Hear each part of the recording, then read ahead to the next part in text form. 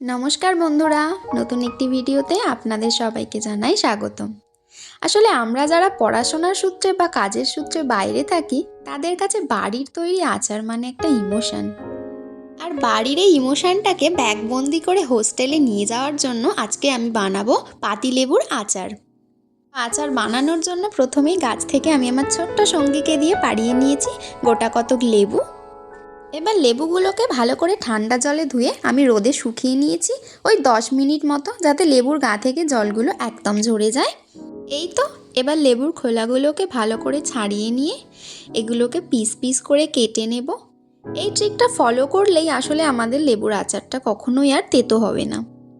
আমি যেহেতু পড়াশোনার সূত্রে হোস্টেলে থাকি, বাড়ির তৈরি এই আচারগুলো মন খারাপ আর মুখে অরুচির সময় অনেক বেশি কাজে দেয়। সব লেবুগুলো কাটা হয়ে গেলে এবার আমি এর মধ্যে একে একে দিয়ে দেব হাফ চামচ লবণ, আর এর সাথে আমি মেশাবো হাফ চামচ কাশ্মীরি লঙ্কার গুঁড়ো। কাশ্মীরি লঙ্কার গুঁড়োটা দিলে আসলে কালারটা অনেকটাই ভালো আসে। আর এর সাথে আমি দিয়ে দেব এভারেস্টের চাট মশলা। এগুলো দিয়ে দেওয়ার পরে এবার আমি মিশিয়ে দেব হাফ চামচ পরিমাণে হলুদের গুঁড়ো। এবার সবগুলো উপাদান ভালো করে চামচের সাহায্যে আমি লেবুর সাথে মিশিয়ে দেব।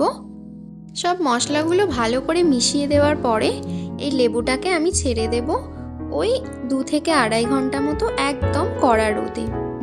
থেকে তুলে নিয়ে আসার পরে এবার আমি মশলাটা তৈরি করে নেব।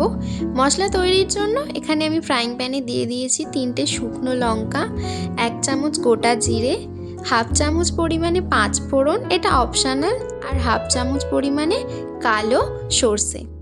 এটাকে মিক্সিতে গুঁড়ো করে নেওয়ার পরে এই যে আমি একদম কিন্তু মিহি পেস্ট এটার বানাবো না, মশলাটা বানিয়ে নেওয়ার পরে আচারে মিশিয়ে দিলেই তৈরি হয়ে যাবে আমাদের আচারটা। সংরক্ষণের জন্য আমি এখানে নিয়েছি একটা কাঁচের পাত্র। কাঁচের পাত্রতে ভালো করে আচারটাকে ঢেলে নিয়ে 2 থেকে 3 দিন কড়া রোদে দিলেই তৈরি হয়ে যাবে আমাদের এই লেবুর আচারটা।